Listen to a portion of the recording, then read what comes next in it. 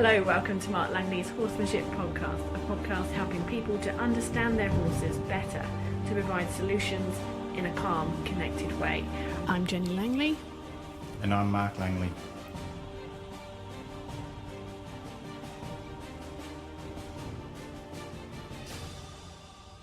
In this episode, we're going to talk about horses that freeze.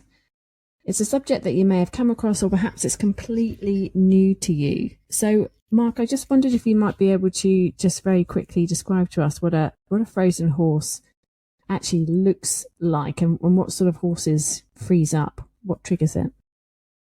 Well, the word freeze says most of it, because most of your frozen horses look quite statue-like. So they're very rigid in the way they stand. You don't see a lot of that rolling soft eye. You don't see the nice soft breath. The muscles are sort of quite jacked and quite hard. And usually their eyes, they kind of got that frozen, glazy look. Some horses are frozen, staring off in the distance. Some are just kind of frozen, not really staring anywhere at all. Their ears are very still. The tail's usually very still. They're not just, how horses just swish a little bit, or there's a fly, they swish a bit there. You don't even see that sort of tail movement very often. When they do move, sometimes they then get extra tail movement because they're kind of stressed when they move. And if they are moving, a lot of times it's kind of hard, rigid movements. They don't have that nice, soft, floaty, what I would call a cat walk. When a cat walks along a rail, stalking and placing its feet very softly, they don't tend to have that. And, everything's a bit hard, fast and sharp in their movement, clunky, rigid. Generally, some of them don't have a lot of soft flexion, all that sort of stuff, because they're stiff through their body. And if you poke their muscles are quite hard. So is it a case, though, that it's just a natural state that they're meant to go in? If they're just not sure of something, they just stop what they're doing and they just sort of, just pause. Is it bad that they go into this freeze state? Well, it is, because it stops them from processing and searching and finding answers and processing the anxiety. So, the best way to create softness in a horse is through problem solving, and a frozen horse is not in the frame of mind to solve problems. So lots of things are happening in their environment, whether it be in their training environment or just a natural wild environment. And it's the ability to process, search, analyze, things like that help a horse become soft. And when they're frozen, their mind is frozen. So it's not just a body freeze, it's the mind that's frozen. So they don't process things very well. Okay. So is it ever a case then that a horse can freeze because of physical pain? That's a question that comes from Christine. Yeah, I'm sure if you had like a quite a strong nerve twinge or something like that, it'd cause a freeze. But in general, it's a mental freeze. Freeze, I believe, is a mental thing. If there's a physical pain that causes a mental, I don't know what's happening, and the horse freezes, then there could be a freeze from pain. But I would guess that the horse itself is already a bit of a frozen horse if it did have pain causing it, because you're either lame, you're sore, and you just feel that pain, or you freeze and don't know what to do with it. So basically, I think with a horse that's you think it could be a pain thing, I think work on the freeze as a mental thing, and then find the pain if you think there's pain in the horse. Because I think the horse is predisposed to freeze because the pain is freezing it, whereas pain would just be painful on a horse and not make it freeze. So Marjorie is from Canada. She stumbled across your videos because she was looking for ways to help a horse that freezes up. It's a 3-year-old Mustang that she's starting under saddle, and she's found her very curious and clever. But once she gets a rope on her, she's challenged with something. It could be something that's new to, she'll react in the same way. What she'll do is she'll freeze and shut everything out and kind of just wait for this bad stuff to go away. Now, Marge has been advised to drive her with swinging rope pressure to snap her out of it. And that does make her move eventually, but only barely. And she's clearly not in a good mindset. So Marja just feels like her state of mind might be the main problem, and that pushing her away is not a great way to fix that. So when she came across your videos, her reaction was yes, because of course you're helping to offer an alternative way about training horses that really helps them to open up. So I just want to go into that in a little bit before we sort of specifically answer her question. So because Mark, this will be interesting for people. So for a young horse that's being educated but has this reaction when they're not sure of something to actually stop and freeze, how would you go about helping them to understand what's happening and to open up? And what is wrong with putting this sort of rope pressure on her or driving her to sort of get her to move, to show her that moving is a good way? What is the problem with that, and how would you do it differently? First of all, like with the Mustang, it seems clear by the question that when the ropes touch her, she freezes. So it's a tactile freeze. It's a feeling freeze. So there's two types of freezes. So when I get horses at clinics, there's two types of freezes. It's the same freeze in the horse, but it comes from a different avenue. So one avenue is through the eyes. So the horse sees a flag pop or sees something like a bag blow or a person walk towards it with energy, whatever. And that horse goes, what's happening? I see this happening, and it freezes. Then there's a horse that by the sound of it, this horse is curious and it looks around and it sees things. But as soon as that rope touches it somewhere in the body where it's uncomfortable, it freezes. Okay, so that freeze is coming from the feeling of a touch of something in an area where the horse is concerned or hasn't had enough, work there to make it confident there. So by swinging a rope to get the horse to move, you're not addressing where the freeze came from. The freeze came from the body and the feel of the rope. So just waving a rope towards it is just getting it to move away from something it sees, not getting it to soften to something it feels, because the freeze came from the feel, not through the eye. So that's how you got to address it. If I see a horse where the freeze comes through the eye, then I address it through the eye, because that's what caused the horse to freeze. So you just can't unlock freeze. Well, you still have a success getting a horse to move, but it's not going to help what caused the freeze. So think of it like this. If you want a horse to unfreeze and get confident with rope pressure and things like that, it's the ability a horse has to control the pressure that makes it feel good and soft, okay? So when a horse can control the pressure, then they understand that the pressure is not a threat. How they control it is how you manage the lesson to make them soft, okay? So the first thing I'd be addressing in the rope freeze that your horse has is how well does it lead? Because when that halter touches its head, when you pull on its head, no matter which way that rope's going, and you stand very quietly, watch that mind open up and search to that pressure of feel on its head. If it freezes a little and then just kind of walks forward because it sees you move or something, then it's not even it's still frozen to the lead rope. Then when you go further back with ropes, then the freeze is only going to get worse and worse. So stand very quietly when you lead your horse. Don't have any body language, any visual cues or anything, and use that rope and move that rope and manage your rope on its head, and just really see how your horse explores and follows that rope and opens up and loosens up and wants to follow it and be in the right path of feel. And the right path of feel is just that comfortable path of least resistance, okay? So, and because a lot of people accidentally pull a rope and move at the same time, and the horse goes, I see you moving and lifting the rope, I'm going to move. And they actually avoid actually really having a true conversation with the lead rope. So first I'd really look at that, and then I'd basically go back over the body. And then the next part, can you lead a horse from a neck rope? So it's usually on a young horse, you start at the neck and then you go to the head and then you go back down the body. So basically, and then the next thing, when you put a rope around its middle, around the girth area, can you pull up on that rope and get it to search and lead through that belly rope, just like it led through the neck rope or the halter on its head.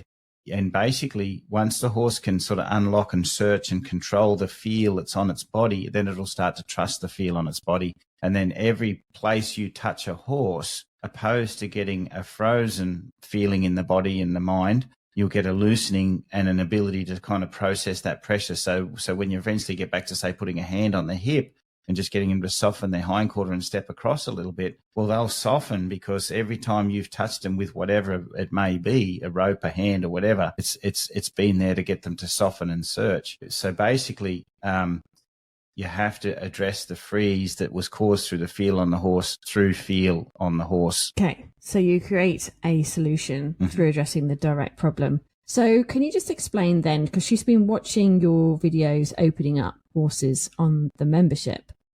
She sees lots of similarities with her Mustang and what you've been doing with some of those horses. Now, in some of the videos, sort of instead of using this direct driving pressure, you have been sort of using a flag to create some kind of pressure near their head to sort of create a release. Can you just explain what the purpose of that is? Is it relevant to her, or is that not needed in what she's doing? You know, you were unlocking these horses. She sees that as, you know, does she need to unlock this horse, or is it just a case of getting it familiar with feel? Every avenue into the horse's brain, you have to have a free flow. So you know, the conversation of unlocking freeze through the feel on your horse was I guess the question was the rope freezes the horse, but you still might have a horse that when you jog to it or something sort of spooks it, or there's like a flash of something near its eye, it freezes and doesn't know what to do because of the eye stimulant and what it's seeing, you know. So the eyes are the window to the brain. So whatever's getting, whatever that horse is processing through those windows, and if it causes freeze, you have to unfreeze them. So when I use a flag, I'm actually putting something up against the horse's eye or up above its head or somewhere around that horse that creates a freeze. Why would I create a freeze? Because if I lift a flag up and it creates a freeze, then I have a frozen horse, because anytime a stimulant comes that the horse doesn't understand, it's going to freeze.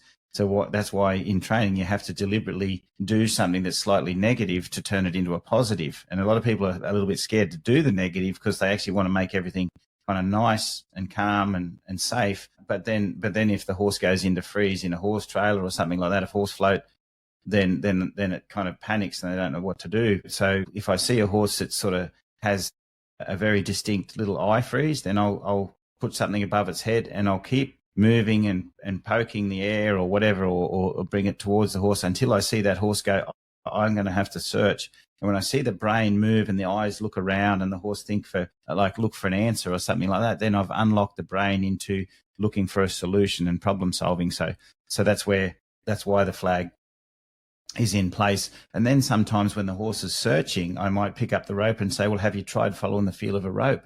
And that rope translates later to a rein. So then, you know, when the horse is a little stuck and frozen, you pick up a rein and they go, oh, that's right, that's the pathway I follow. And I'm always safe, and it always guides me, gets me to let go of a thought and guides me into safety, never guides me into trouble. So you know, so that's the putting the flag over the horse's body to create, you know, so if I put a flag up above, like where the saddle would sit, and gave it a little wriggle and the horse froze, then I'd be like, okay, if there's something happening up there and the horse sees it from the back of its eyes, there's a nervous spot up there and it freezes. Okay, well, I'm going to have to unfreeze it and get it to do something that is a solution to freezing, but is a safe solution, not just running away, because you can't have a horse unlock out of freeze and then just take off. And that's the problem with a lot of frozen horses. They go from freeze to either fight or flight. And when I talk about flight, it's not flight as in it's proper flight. I'm leaving, I'm going, I'm out of here. Okay. A healthy flight response is just a baby flight response where a horse just goes, I just might move over there because I don't like that spot there. That is just moving in your vicinity to keep yourself safe. And a horse needs to be able to do that.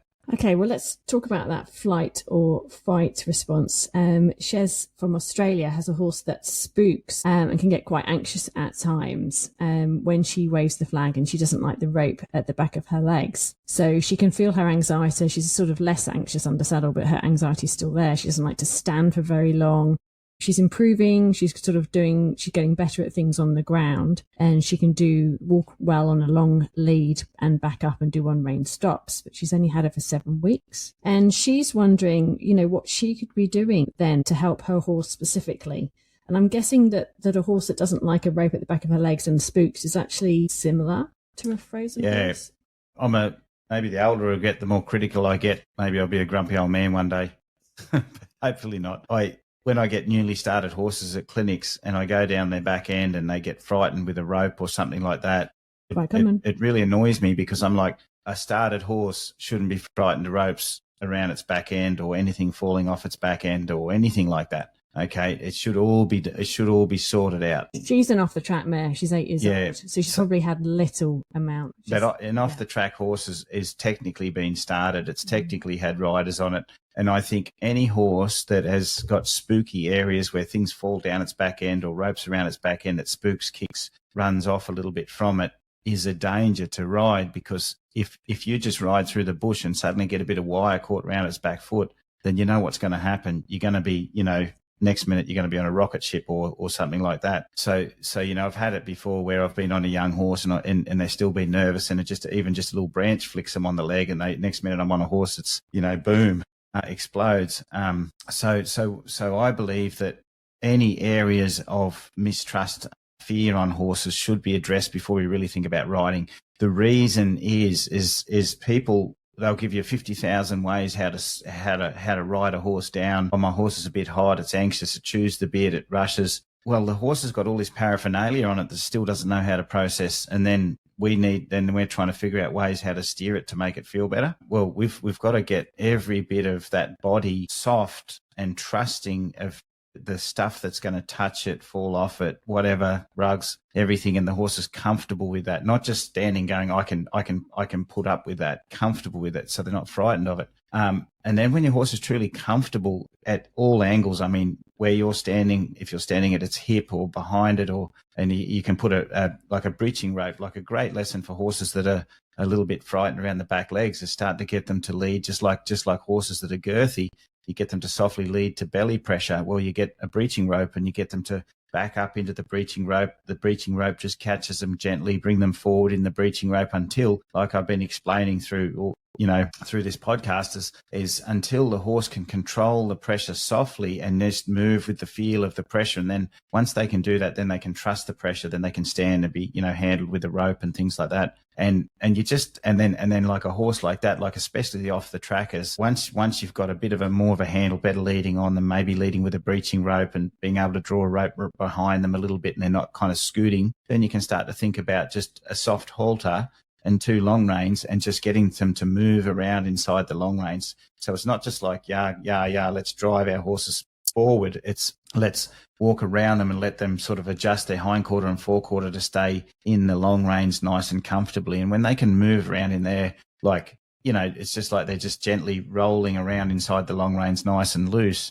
you'll find all that trouble about ropes around their back end and everything will start to dissipate as they start to move softly and be in the path of least resistance comfortably all the time. And the saying I have is, you got to teach your horse to be able to get out of trouble before you get it into trouble. Okay. So that's where you teach them to get out of trouble. And it's also good for them floating and everything. So, then when you get on your horse, the horse will go, oh, geez, you're up there. I'm not so tired about all this stuff on top of me and around me and stuff like that. And then you might have a horse that doesn't rush into the trot or something like that, purely because it's not running away from all the stuff that's on it. Yeah. Okay. So that's a bit of a training plan for you, Shez. Mark just whizzed over quite a few different training areas that you can work on. Each of those are, of course, covered by a whole series of videos in the membership.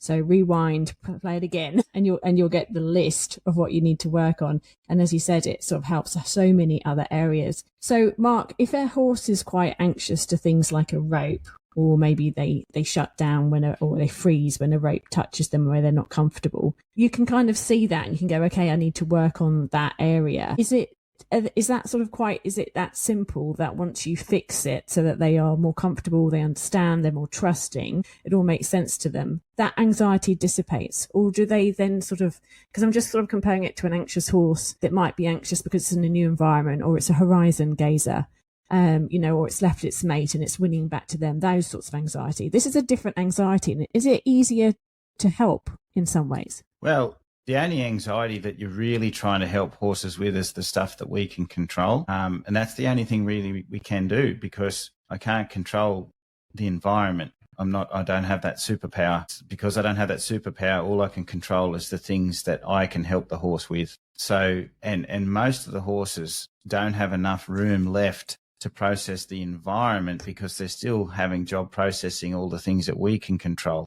That's why we have most of our problems. And a lot of people say, well, my horse only plays up when I take it out, but then I watch it ridden and I'm like at home and I'm got, well, your horse is just kind of dull at home and actually blocking out, and it's actually very uncomfortable with your legs. The left rein really makes it a little bit worried. It's not thinking into the backup when you pick up the reins. It's still thinking forwards, but it's keeping you safe, and it's kind of plonking around. And you say, well, my horse is okay at home. Well, it's not okay at home. It's just reserved, dull, and worried about the things that you're applying to it or not understanding them correctly. Then when you go out, it's going, well, I can't understand all this, and then there's all this, and now I'm really lost. Okay, so fix the things that you can control. And then go back and have a look again, and you might find a lot of things change. All about the detail. Okay, just going back to horses that freeze, I've got a final question for this week, and it comes from Maura, who has a horse that you've trained with her. It's a 9-year-old gelding. It's a Palomino Whaler gelding. Now, she says, you famously opened him up after he was quite shut down. Now she's finding that he has regressed somewhat. He stands at the fence watching the other horses. He's getting quite nippy towards her when she's putting on the rugs and feeding him. And when he's being asked to lead in a straight line, he pushes his shoulder and sort of gradually cuts off her trajectory. When she faces him with the shaking rope or the popping flag to get him out of her space, he tenses up. And if she continues, he can start rearing. She sort of left him a little bit. She started to do some quiet work with him. She sort of feels that maybe her strength or assertiveness and clarity might not be up to where it needs to be. She's sort of going through a lot of your videos and things and understanding more, but she's suspecting that perhaps her lack of experience might mean that she hasn't got the timing and the certainty needed for this particular troubled horse, and he may be getting worse. So that's why she slowed things down. Have you got any tips for her? What can she start working on? Can you give some insights as to what might be happening and what she might be able to do just to help her and help him? Okay, yeah. The hardest thing is most cases we bite off more than we can chew or need to chew. That's one of the biggest things. And just to give everyone a bit of an idea on this particular horse, he was very frozen. Well, on the scale of things, he wasn't as frozen as horses I've seen, but he was actually slightly diagnosed with not being able to sort of access his hindquarter, possibly from nerve damage or whatever. That was not the case at all. He could access every part of his body. His mind was stuck in a state of freeze. And the chiropractor that she works with is a well-known chiropractor. Once we unlocked him, had really noticed the change in how he was in the body just by unlocking his mind. The chiropractor, I think, believed that he didn't have a nerve issue. He thought, no, I don't think so. So basically my diagnosis was a state of freeze in the mind. And then when the horse came out of it, as I say, he accessed his body, and we've slowly worked on him using his body better. The thing with him, and like opening up a shut down horse, opening up a frozen horse, you don't want to open up Pandora's box and just throw them into, the world and go, oh, here it is, by the way, it's not so great.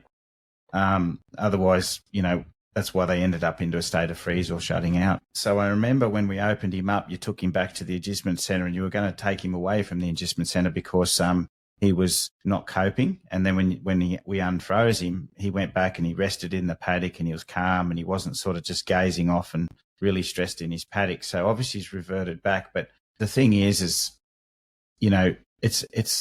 nice to wake up and have a look around. But after having a look around for 3 or 4 days, you go, well, it's not so great here, is it? I might just crawl back under my shell, under my rock. So what I'm saying in his life in the paddock, you have to kind of, it's okay to wake up and feel calm for a few days because you've been so frozen, not know what to do. But then you're still on your own. You're still looking at the horses over the fence, and then each day, so you've got to look at that as well. How happy he is. Has he got enough company? Does he need company? That sort of stuff. We can't expect him. To we wave a magic wand and bring the horse out of freeze, and then, what's the point? So if there's anything in his paddock life that you can sort of adjust to make him feel good, then his 24 hours a day life is feeling a lot better, makes your life a lot easier because he's not stressed for that other time. And then the things that you can do, I think, when you said about the backup, him in your personal space, what's happening is he's opening up, he's getting a personality, and he's going, oh, well, this is what I want to do. And instead of just being sort of semi-frozen and just going along, he's actually and it's saying, this is, I want to be over there with those horses, and your space is not going to matter. And so he's opening up, but he's not aware of the boundaries and all the things that are necessary to be soft and compliant, in a sense, compliant in a happy way, not just sort of, robotic compliant. But, he goes, we have to teach him that. So something I would work on with him is just simply personal space. Now, if he's still frozen, that's why he rears, okay? So somehow, visually, you have to, whether you use the flag or whatever, you have to get him to learn how to think backwards and walk backwards softly, okay? You might have to do a few days of just him moving backwards without sort of hunting him with your energy or anything like that. You might have seen me where I just sort of wave a flag a little, the horse backs up a little bit, and then I take up the space, stand, wave the flag a little, the horse backs up, until I'm walking. When I walk softly and quietly, the horse just can back up quietly. And every single day with a horse that's had a bad backup or been frozen, you have to work on them finding it and feeling good in it. So a horse can't give us personal space without an amazing backup. So don't worry about get out of my space. Just get him to sort of back up really nice and softly. So then when you're going, oh, there's a snake in front of me, I might just back up, so I'm not going to step on the snake. He backs up quietly going, oh, I don't want to push you on the snake. I might just back up too, because he sees you backing towards him softly, and he backs up softly. And then also the other clear thing you need with personal space is, what is the boundary? Is it a metre? Is it 2 metres? Or is it, half a metre, sometimes here, sometimes this, sometimes that. And then the horse is just always confused, and they get frustrated, and then they get angry or nervous, okay? So just get him to realise that you are important, but you're not a bully, and he has to be just aware of you and your strength. And maybe just do 2 weeks of just, I'm strong, calm, and I'm a good leader. I'm in control of myself. I know my boundaries. You've got your space. I've got my space. And just have an arrangement where you both get really good at understanding that. Then he understands it. And then you go to the next thing. If you're teaching him this and then doing this and teaching him that and then teaching him the other thing, then you're trying to teach him 4 things at once, and not any one of those is he 100% clear with. So I say to people, go back to something very simple and just work on it until the horse goes, oh, that's easy. I understand this. And then you can start working on the next thing. So rewatch those personal space series videos. Maura, you'll get some tips on that one for you. And good luck with him. We'll see you shortly. You're coming on one of the clinics this year. Okay, thanks, Mark, for all your answers to those questions there. It's quite interesting talking about frozen horses. It's sad that they're out there, but it's interesting to know that you can change them. And it's always interesting to hear that when you do open them up, that actually changes how they act in the paddocks too. I find that fascinating. Thank you very much for all the questions that have come through from our members. I really appreciate them. We'll talk to you again next week. Thank you, Jenny. Thank you, everybody. If you'd like to ask Mark your question and get his insights to help you and your horse, it's easy to join Mark Langley online. Head over to marklangley.com.au and hit join. It's less than a couple of coffees, and the Q&A is just a piece of a whole package designed to support you and your horse with great training.